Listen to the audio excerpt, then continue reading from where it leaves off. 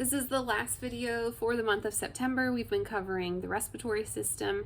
If you missed my other videos, be sure and check those out. I'll drop a link for last week in the description below. This week's video, I'm going to be talking about lifestyle choices. So it's not like some kind of magic pill that you can take and make all your problems go away, right? It's the same thing that you probably hear anytime anyone talks about your health. Make sure that you're making all of the right choices, doing all of the things, and not letting things slide for a very long time.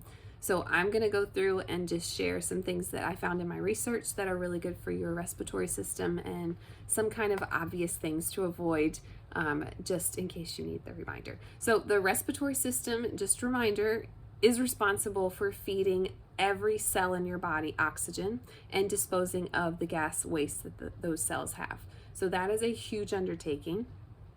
It actually starts to decline at age 35, which is so sad.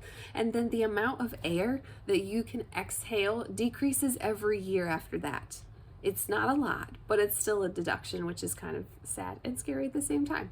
So the decreased lung function is actually linked to an increased risk of heart disease. So we want to do, especially as we get older, we want to do everything we can to make sure that we're supporting our respiratory system and we're not kind of putting roadblocks in the way of our health.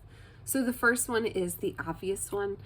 Obviously, you want to avoid smoking, vaping, secondhand smoke, anything that's going to compromise your lung function. That is something to avoid for sure. And if you are currently in that situation where you are smoking or vaping, I'd encourage you to look at the different ways to get help. There's all kinds of quitting programs out there.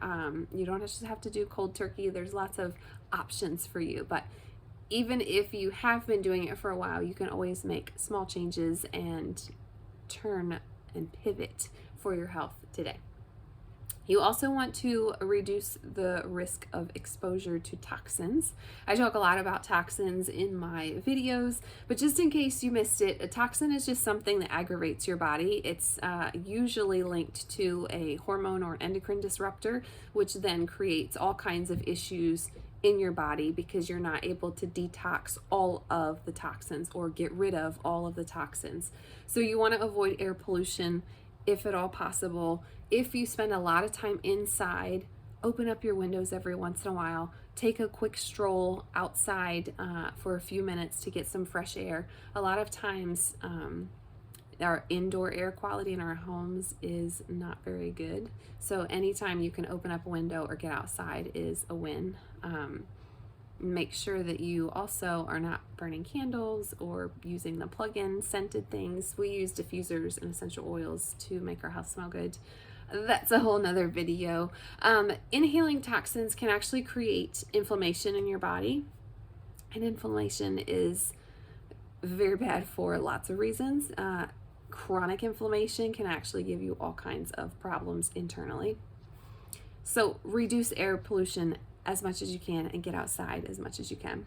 They actually did a study in 2018 where they were looking at harsh chemicals in cleaning products, and they found that they were equivalent. So your modern, like typical cleaning products that you use throughout your home, if you use those on a regular basis, they equated that to smoking 10 to 20 cigarettes per day.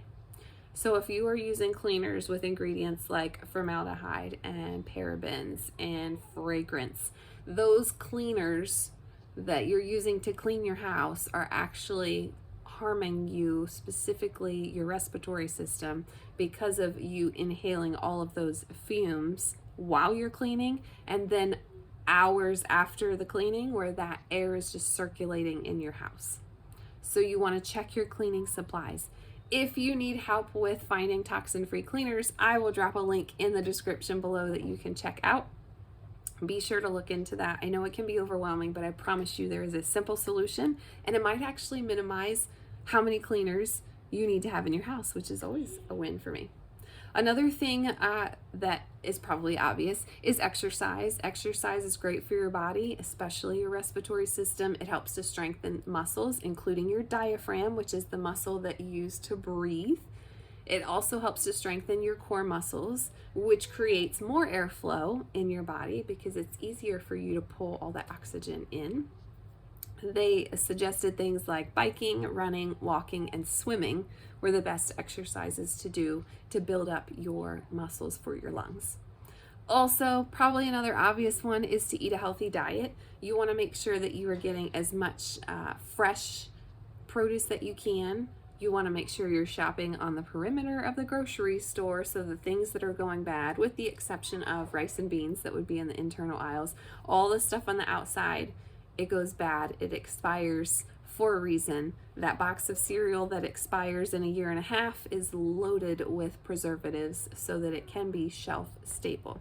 There's a time and a place for shelf stable food, but everyday eating is really not it. So you want to make sure that you are eating foods that are high in antioxidants because those are anti-inflammatory.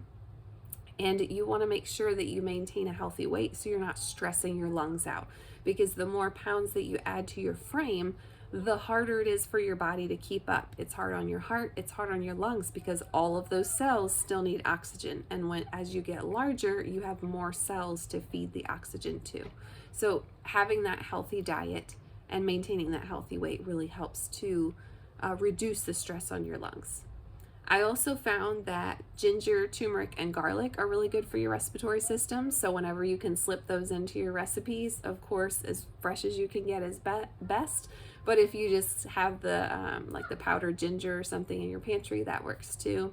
And then we really like Ningxia Red, which is a Young Living supplement that is loaded with antioxidants and minerals and vitamins. So that's something that we take every day, and that's for whole body wellness. And it does help the respiratory system too. So I hope these videos have given you some value and some ideas for ways to support your respiratory system. If there are other topics that you'd love to learn about, I still have a few months to plan out for the rest of the year, so drop some comments of topics in the comments.